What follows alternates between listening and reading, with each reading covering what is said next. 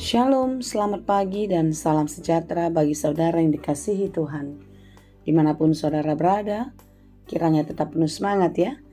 Puji Tuhan, kita boleh memasuki awal pekan ini dengan sukacita. Dan biarlah hari ini boleh kita lalui dengan sukacita juga, karena kita percaya kepada Tuhan yang Maha Baik. Sebelum kita melanjutkan segala aktivitas, marilah kita meluangkan waktu untuk mendengar dan merenungkan firman Tuhan. Kita berdoa. Terima kasih Tuhan untuk hari baru yang Tuhan berikan bagi kami. Setiap hari berkat-Mu pun selalu baru dalam hidup kami ini. Kiranya kami mau Tuhan selalu menyertai di sepanjang hari ini dan hari-hari ke depan yang akan kami lewati. Bapa, kami mau belajar dalam firman-Mu. Biarlah firman-Mu yang mengajar kami untuk mengerti melakukan banyak hal yang baik yang berkenan kepadamu. Terangilah hati dan pikiran kami untuk dapat menerima dan mengerti setiap firman-Mu, sehingga kami dimampukan menjadi pelaku firman yang baik dalam hidup ini. Terima kasih Tuhan. Berfirmanlah Engkau, sebab kami telah siap mendengar. Kasih karunia dan damai sejahtera dari Allah Bapa Tuhan kita, dari anaknya Tuhan Yesus Kristus dan Roh Kudus, menyertai saudara sekalian. Amin. Renungan bagi kita hari ini yang ditetapkan menurut Almanak KKBP, Senin 11 September 2023, tertulis dalam kitab Amsal 21 ayat 23. Dalam bahasa Batak, Poda 20 Sada ayat 20 Tolu. Saya akan bacakan bagi kita dalam bahasa Batak dan bahasa Indonesia. Manang ise na mangaramoti pamanganna dohodilana, ima na mangaramoti tondina maradopon hagogotan. Siapa memelihara mulut dan lidahnya, memelihara diri daripada kesukaran. Demikianlah pembacaan firman Tuhan. Ada jargon yang mengatakan mulutmu adalah harimaumu. Mengapa dikatakan demikian? Terkadang memang mulut kita dapat menyesatkan, dapat mencelakakan kita. Mulut atau perkataan kita dapat berbalik menyerang dan mengancam kehidupan kita. Firman Tuhan dalam Yakobus 1 ayat 19 dikatakan, "Hai saudara-saudara yang kukasihi, ingatlah hal ini. Setiap orang hendaklah cepat untuk mendengar, tetapi lambat untuk berkata-kata, dan juga lambat untuk marah." Kita lebih dulu disuruh untuk cepat mendengar. Sebagaimana Tuhan menciptakan kita, memberikan kepada kita dua telinga, bukan? Agar kita lebih cepat dan bahkan lebih banyak mendengar hal-hal yang baik, yang berguna bagi diri kita.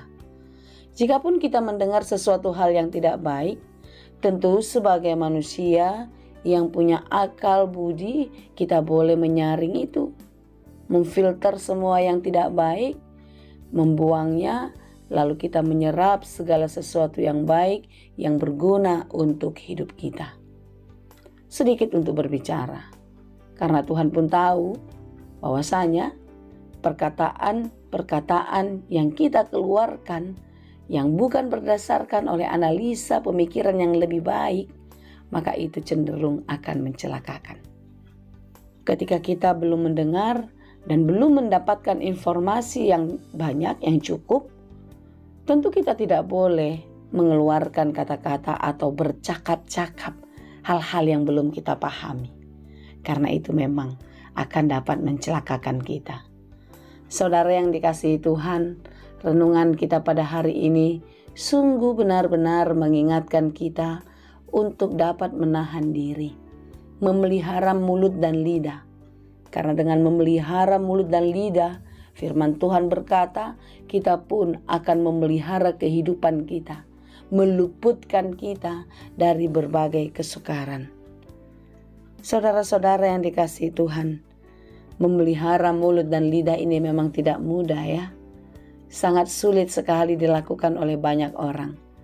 Tetapi tentu setiap kita yang telah mendengarkan firman Tuhan, kita mau diajar oleh firman. Kita mau dipimpin oleh Roh Kudus agar dapat memakai segala sesuatu yang diberikan Tuhan dalam hidup kita dengan baik. Tentu melalui mulut kita akan keluarlah perkataan-perkataan baik, perkataan-perkataan yang memberkati, bukan mengutuki. Oleh karena itu saudaraku yang dikasihi Tuhan, mintalah hikmat daripadanya. Belajarlah di dalam Tuhan agar kita dapat mengendalikan apa yang diberikan Tuhan.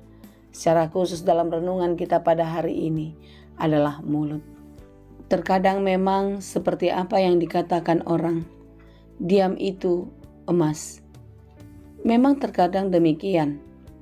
Ketika sesuatu masalah terjadi, kita dapat menahan diri.